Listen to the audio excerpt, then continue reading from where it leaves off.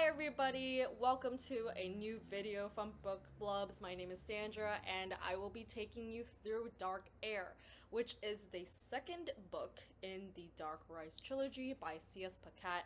I've already made another video about her first book, which you can see here or wherever it is. Dark Heir picks up right after Dark Rise ends, and our heroes believe that they've weathered the worst of the storm, but they haven't gotten the news from Will yet that Simon is dead, but his father is the real enemy that they must be wary of.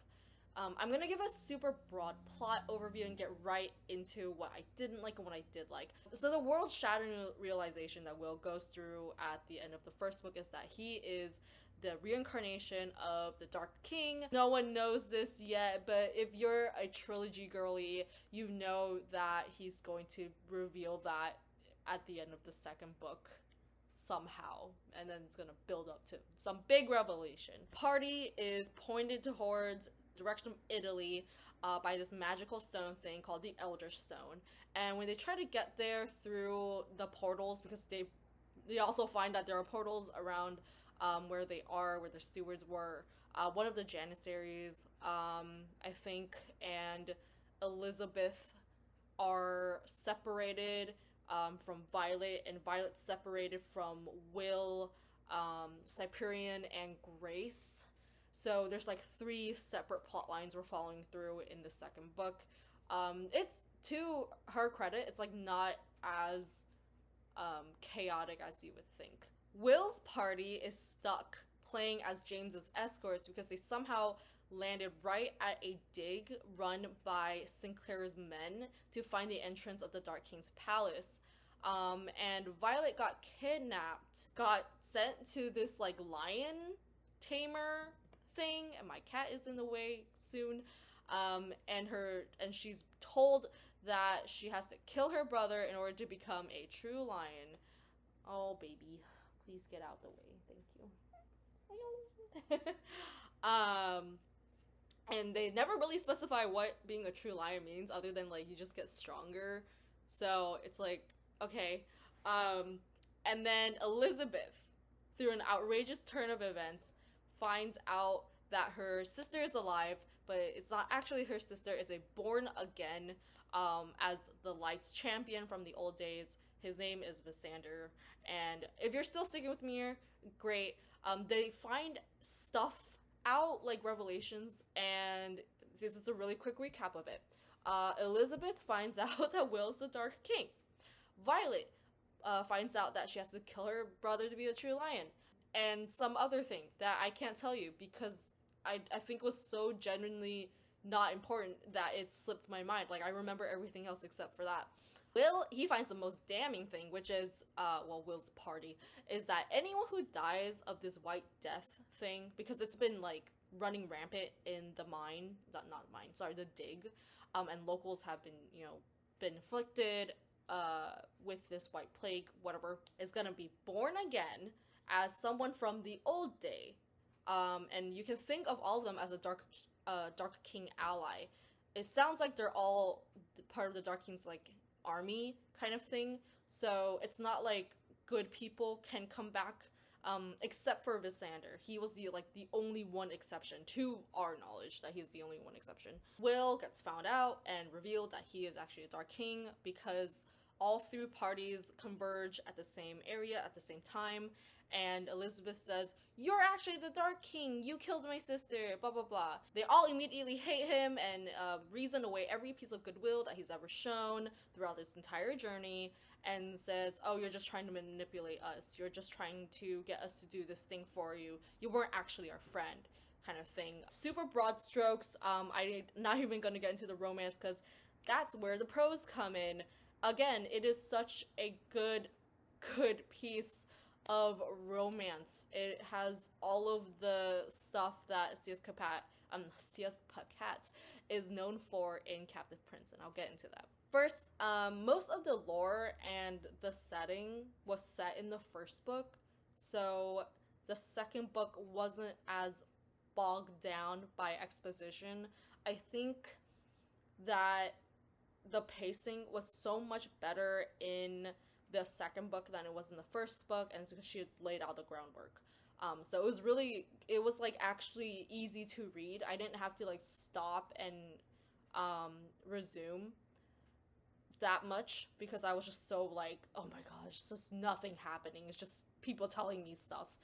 And so yeah, that was really good in the second one. Second, so yeah, there are three POVs. There were a lot of characters and plot points, not necessarily in chronological order, but I think Pacat does a really good job of making it clear when something takes place in the past. And I didn't ever really get lost. Usually with multi POVs, I'm always at a point where, oh my god, I don't care what this character is doing right now. I care about the other character. I'm like so impatient to get through this like second or third POV. I don't really pay attention to it, and I just generally don't like it. So I didn't have this problem with Dark Heir, so that's good. A very like this is kind of surprising, but kind of got like a light comedic, a little bit light and comedic. I would say not that light part with Visander and Elizabeth. It was kind of cute. Like we have this, there were like some jokes here and there. Also a very surprising like romance with Philip. I did not mention this. So Philip is the cousin of Simon, and for some reason Sinclair really wants them to be married because Catherine was supposed to marry Simon, but he died and Catherine's also dead. So now we have Visander married to Philip, and there's actually kind of a little romance going in there. Also, I think Visander is kind of being portrayed as a transgender male to female kind of character. Is actually pretty interesting. So I liked it. It was really cute. Yeah, the White Death thing, I think it was like probably the most interesting thing that she did in this series. Like all of the magic stuff and the old world stuff, I didn't really quite care about unless it was in context of Will and James. Otherwise, it was just such like, it was just boring. Sorry, in my opinion.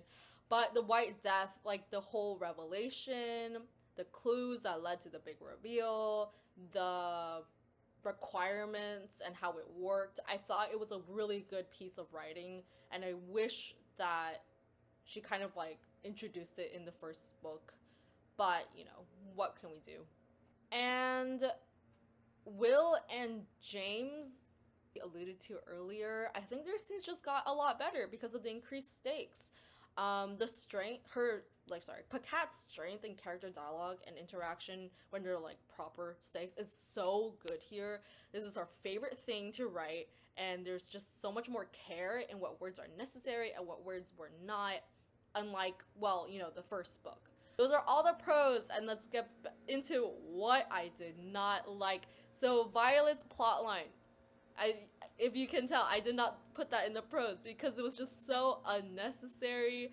I felt like, I was like, am I hallucinating? Because I feel like we were already told that Tom, her brother, was going to kill her in the first book, and that's why she ran away.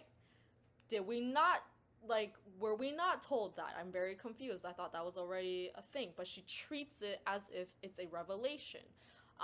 And she treats and I thought we already knew that, you know, you have to kill a lion to become a true lion from the end, like from the middle of the first book, but they treat it as a revelation in the second book. I did not understand what was the logic there.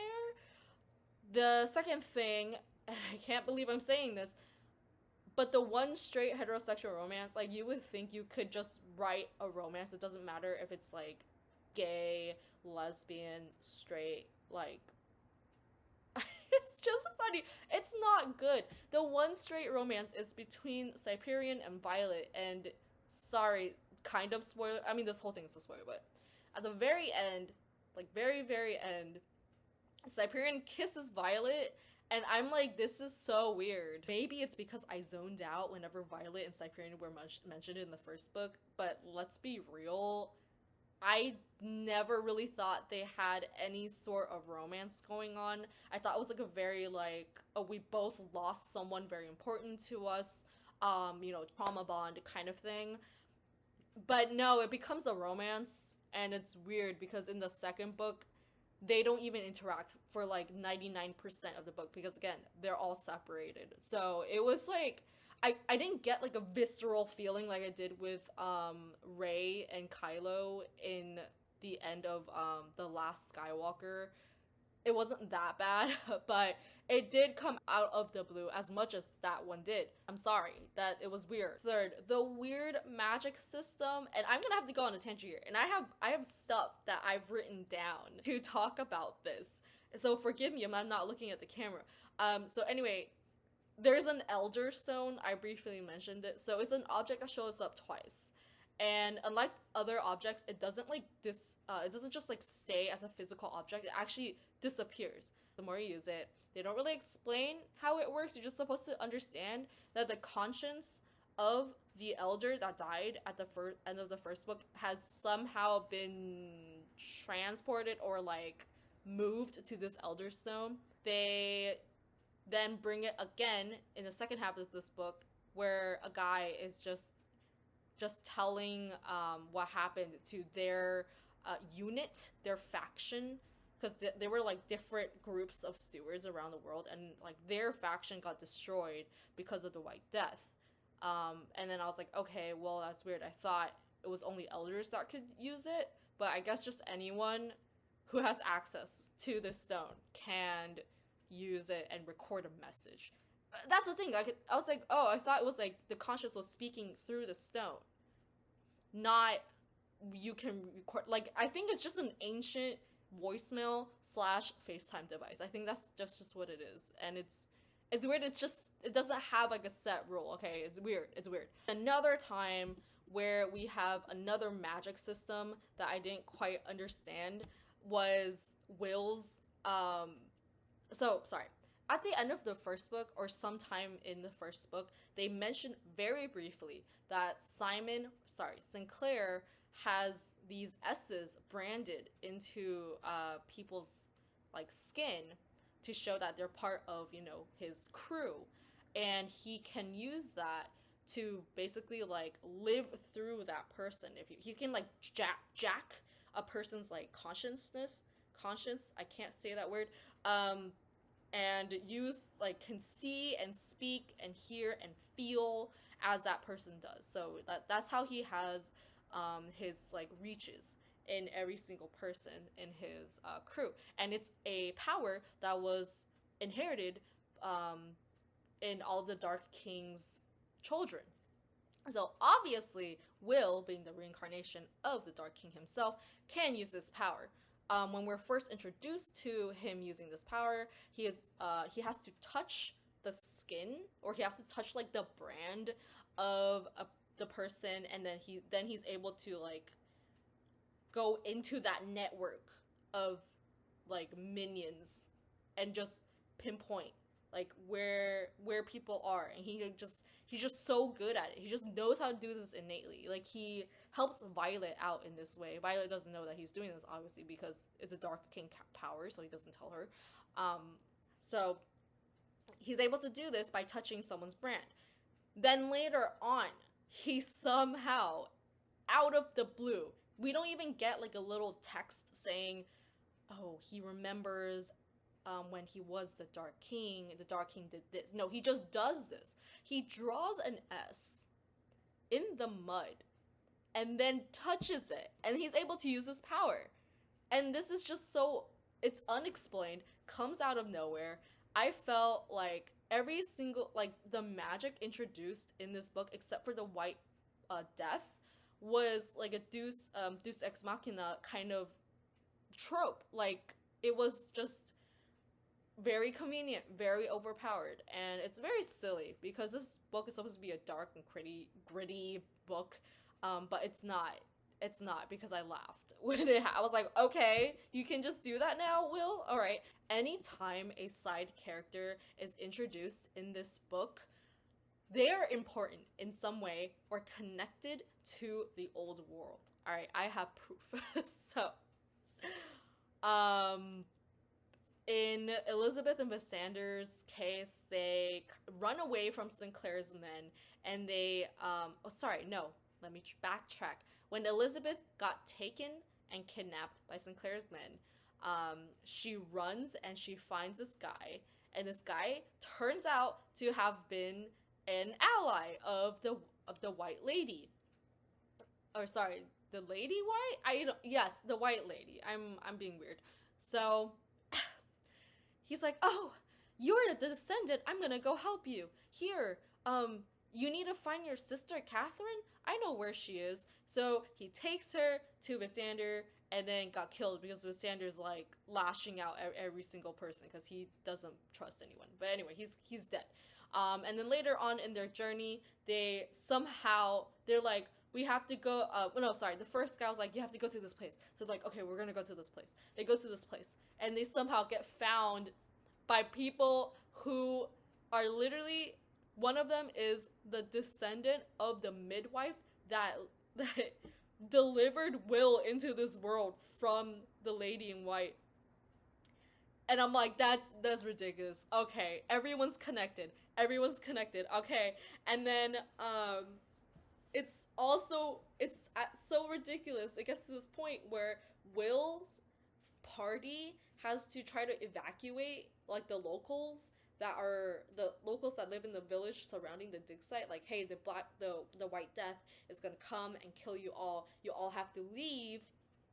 And it turns out one of the people that they were like working with at the dig site, like, he's just a random guy. He turns out to be the son of the village elder. And he's like, okay, I can help you. I can help you evacuate the people because, you know, I got pool here. And it's like, okay, it's just, even the freaking, like, random local guy they're working with has some kind of role. Like, it was ridiculous. There are I think I counted like 5 characters that happened to be in the area in some way, that had some tragic backstory, or secretly an ally, or knew of an important person back in the day, or related to them in some way. And almost all of them, except for 2 of them, die by the end of the second book. It's just, I'm like Pacat is just like, she's just making shit up here. And I get that you're an author and that's your whole job, but like, can we do it in a way that doesn't make me feel like this is a CW sitcom? But like, when you don't really establish an emotional connection between the reader to the character, no one cares if they die. So if you just kill them off, are we just gonna like turn the page? No, not, you know. Sorry, I had to move because of the sun. But anyway, so the worst part is that there's this character named Ettore that they were sent to Italy in the first place to find, and he's like an old, he was a steward, and the Elder Stone's like, you have to find him, he will help you with all of this. So like, okay, fine. And then they meet this lady, part of a gang called, her name is like Devil's Hand in Italian. It was so silly. I laughed at the name because it was just like, you can't be serious here. So anyway, she's called the Devil's Hand because, she's the devil's right-hand man. And she tells the people that, Ettore was killed by the devil. And they're like, oh my god, we can't even find the guy that we were sent here to you know, get help from. And then they meet the leader named the devil, and they reveal, well, actually, the devil is Ettore! Woo! And I'm like, the whole time, I was like, you cannot be serious. Like, I called it. From like, when we first met the character, like, I called it, like, that guy's freaking Ettore. Like, her whole entire pattern of like introducing characters, there's no way he's just some guy. She also reveals that the Devil's Hand used to be in Sinclair's crew. Like, I'm like, holy crap! It's just all so connected. It's so connected in this way. Like, it's crazy. We find that out that she is part of the crew. Duh. Wow, I could not have seen that coming. If the author makes any psyker show up in more than once, you just know they're important in some way. Like, they have some secret background. She just won't let any non-important character like show up. Undermines the storytelling, undermines the surprise, it undermines the tension and reveals and all of that. This is a problem that was introduced in the second book. It's a little weird. It's a little weird, and how I can best describe this is that when my air filter is going on. The Devil's Hand Lady. She's described to the readers as missing a hand, and that's like her whole, like, they all think, okay, well, she's the devil's right hand man, but she's also like, she only has one hand, so she's named the Devil's Hand. That's her nickname. And so everyone knows that she's missing a hand, and I know I keep stressing this, okay, because it's so integral to her character, her description. She then describes the Cyprian why she follows the devil, even though he's a crass guy and doesn't care about anything except money. But she follows him because of one thing that he did. I laughed weakly. With my hands tied, I couldn't wipe my mouth. It's a brand, isn't it? That's how he does it, I said. That's how he takes control of me. Ettore nodded. And there is no way to stop him, I said it aloud. There is one way, Ettore said. She stopped, staring at it again. Cyprian realized he was supposed to glean something from her story, but he didn't. I don't understand. Ettore said there was a way to stop him, and there was, said the hand. She held up the stump. It was as if the mountain rearranged itself around him. He looked at the stump and felt sickly naive. You were very naive, sir. So yeah, I was losing my mind during this because Cyprian naively asks, how did your hand get cut? And the Devil's Hand had to elaborate instead of just pointing at her amputated arm. For some reason, like, I really think, like, she's dumbing it down too much. Wow, they really had to spell it out. And then when Will finds that guy's body, whose name I can't remember right now, but let's read the excerpt. And this is, so the character Kettering, context, he is trying to find his lost loved one from the past by using the White Plague and trying to control it. So we're gonna start right in the middle of a sentence. His flesh not strong enough to withstand the power that had coursed through it. Kettering had made it into the pit. He had crawled here over the bodies, and with his last breath he had taken up the staff and unleashed the army, and he had died for it, clutching the staff in his hand. Will looked down at him, silent in death. This man had been given a second life, and instead of living it, he had spent his every waking hour studying, seeking, searching for the means to awaken his beloved. He had turned his back on the world, existing in the shadow realm of memory. He had found the staff. He had awakened returners, but he had died before he could be reunited with his lover. He looked so alone, the shadows of his countrymen having flooded out of the chamber, the one he searched for gone. With his mismatched professorial clothes, he had the appearance of a scholar who might have spoken at some royal institution, but he had never had that life, and neither had the boy whose body he had stolen, because Kettering himself is a returner. Who knew if the woman he had died for was out there even now, possessing a host, taking them over? Kettering would never know. His quest had killed him. Will knelt to slide the staff from Kettering's hand. Kettering's fingers were still warm. It startled Will. The coldness of death had not yet crept over Kettering. You have explained that he's dead 3 times. We didn't need all that. That was more than 3 paragraphs, actually. The problem from the first book was that she will repeat stuff and really, like, she will drive in the point so much that this is happening, and she will not let you just make the connection yourself. Like, she really wants to explain every single emotional aspect or give you too much context, really. We wasted like 3 paragraphs saying that this guy died for nothing. So he did this, he died, and he couldn't even get what he wanted in the end. I don't dislike this book as much as I did the first one. I think this was actually kind of fun. It did take me less than a year's time, because the first book, it took me a whole year or 2 really to finish the book, and this time I finished it in 4 days, I think. I still wouldn't recommend this series. I don't think anyone should read this really, unless I can't even think. I think there are better written books than this.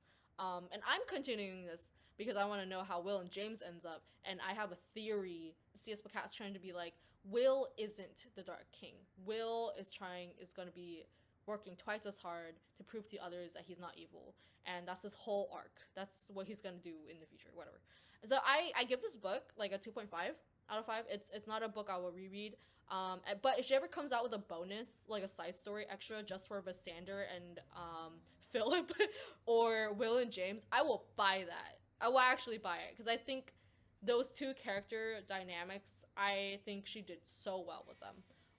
But yeah, I'm like really curious. I don't feel like there's a general consensus of this book. Like on my last video, there were people that loved it, and then there were people that were the same as me. And especially if they read Captive Prince, they're more likely to be like me and be dissatisfied with the series versus people who read Dark Heir and Dark Rise independently and never read Captive Prince. Or there was like one person that did read both Captive Prince and Dark Heir and thought that Dark Rise was better. So I don't know. There's really no general consensus. I think it's really interesting because I feel like objectively this book is not written well. Thanks for watching. Please like, comment, subscribe.